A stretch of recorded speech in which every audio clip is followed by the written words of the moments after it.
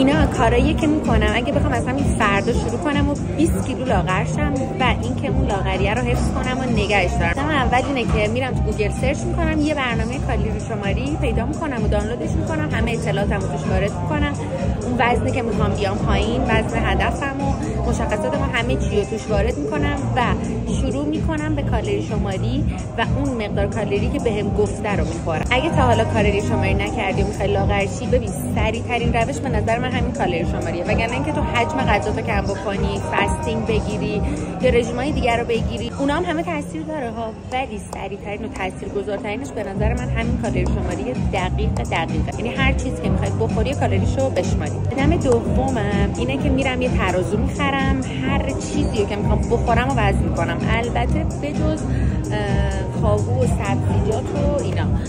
من خودم البته چون حجم خیلی زیاد قدیم سبزیجات میخوردم، بعد وقتی شروع کردم به کالری شماری دیدم که وای، و این حجم از سبزیجاتی که من تو هر وعده غذایی میخورم 150-200 کالری واقعا فقط سبزیجات میخوردم. بعد سر همین من یه سری سبزیجاتا رو کالریشون رو میشمارم، ولی مثلا کاهو و خیار و اینا رو نمیشمارم. ولی اگه شما سبزیجات زیاد نمیخورید، کالری اونا رو میتونید نشمارید، یعنی اگه به اندازه میخورید اینا میتونید اونا رو جزء کالری شماریتون حساب نکنید. کار دیگه ای که میکردم این بود که وعده‌های خیلی ساده انتخاب میکردم، شمردن کالریشون برام راحت باشه، چون تازه هم شروع کردم به کالری شماری. شمردن کالری‌ها برام سخته دیگه. شروع میکردم غذاهای ساده انتخاب میکردم، مثلا چه بدونم حداقل تا ماه اول مرغ و برنج و بروکلی، بعد همینو ادامه میدادم. یعنی هر روز غذاهای ساده، مثلا فیله ماهی و برنج و مثلا یه سبزیجات ساده، غذاهای خیلی ساده که راحت بتونم کالریشون رو بشمارم، کالری غذاها دستم بیاد، حجم غذایی که باید بخورم دستم بیاد. این کارا رو حداقل تا یه ماه انجام میدادم. میدونم خسته کننده است، ولی خب مهم نیست.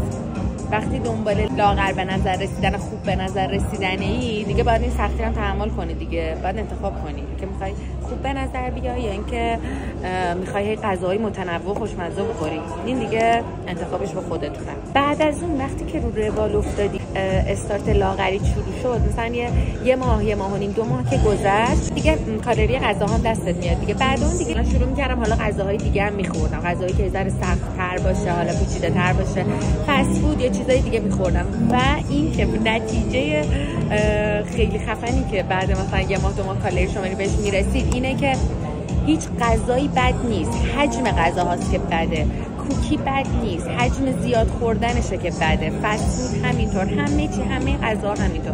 وقتی کالری شماری بکنید به این نتیجه میرسید. و مهمترین چیز اینه که تا جایی که بشه پروتئین میخورم. یعنی بهترین کار توی روند لاغری همین پروتئین زیاد خوردنه، چون که پروتئین خوردن زیاد 3 تا دلیل خوب داره. یکی اینکه نمیذاره عضلاتت خیلی بسوزه و عضلاتت بخواد تحلیل بره.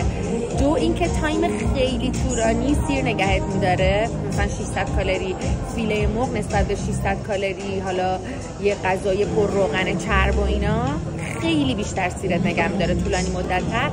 و دلیل سوم که من خودمم تازه فهمیدم اینه که بدن ما خیلی انرژی زیادی میسوزونه واسه اینکه اون پروتئینایی که خورده رو بخواد هضم بکنه و این خودش هم یه بخشی از کالری سوزیه براتون به حساب میاد. قدم سومی که برمی داشتم این بود که شروع می‌کردم پیاده روی کردن تا جایی که میتونم و فعالیتمو خیلی زیاد می‌کردم. حالا فعالیت چه بدونم، همین کار خونه انجام دادن، همین که میگم ماشینتو دورتر پارک کنی، ذره بیشتر فعالیت کن، همین که یه جا میبینی پله هست، آسانسور هم هست، اگه زانو درد نداری از پله برو بیا. فعالیت تو جایی که میتونی زیاد کن. همین فعالیت زیاد هم باعث میشه که زودتر لاغر شی، هم بهت اجازه میده که کالری بیشتری بخوری. خب خیلی راحت تره دیگه. الان خیلی‌ها به من میگن که تو چه جوری اینقدر غذا میخوری و چاق نمیشی؟ فعالیتی که من دارم و مگه تو داری؟ اینقدری که من میدوام، اینقدری که من پیاده روی میکنم، هر جای دیگه جدا از دو پیاده روی، هر جای دیگه که میخوام برم ماشینمو دورتر پارک میکنم و یه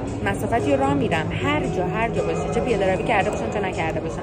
مگه این همه فعالیت منو تو انجام میدی که بخوای اندازه من بخوری و چاقم نشی؟ اما در آخر مهمترین چیز استمراره. اینکه بخوای 2 هفته 3 هفته یه ماه کالری شماری کنی بعد رهاش کنی نتیجه نمیده. باید استمرار داشته باشی، به هیچ عنوان نباید بذاریش کنار. و اینکه خب مثلا 20 کیلو لاغر شدن خب کار راحتی نیستش دیگه. باید این روال مستمر باشه، ادامه دار باشه تا وقتی به وزن دلخواهت برسی. وقتی به وزن دلخواهت رسیدی هم نباید رهاش کنی. شاید نیای دیگه کالریاتو روزانه همینجوری بشماری، اما حجم غذا و کالری غذا دستت دیگه، اون میزانی که بدنت نیاز داره رو میدونی چقدره، همون اندازه میخوری. و اینکه فعالیتت هم نباید کم بشه، پیاده روید نباید قطع بشه، فعالیتت نباید کم بشه، چون که برمیگردی به روال قبلی دیگه. تو مگه خونت رو تمیز میکنی، گردگیری میکنی، جارو برقی میکشی، دیگه نه قرار نیست کثیف بشه تا مثلا 1 سال 2 سال قرار نیست کثیف بشه، نه تو هر هفته باید این کارو بکنی. لاغری و اینکه لاغر بشی و لاغر بمونی هم همینه، استمرار میخواد. باید پیاده روید باشه، باید حواست به غذا خوردنت باشه، به غذای پرکالری، مخصوصا اگه مثل من استعداد چاقی داری. میشه باید حواست باشه که چه غذایی میخوری و چه حجمی میخوری و فعالیت زیاد داشته باشی که چی بشه؟ که هممون لاغر و اسکینی و جذاب بمونیم. امیدوارم که براتون مفید باشه.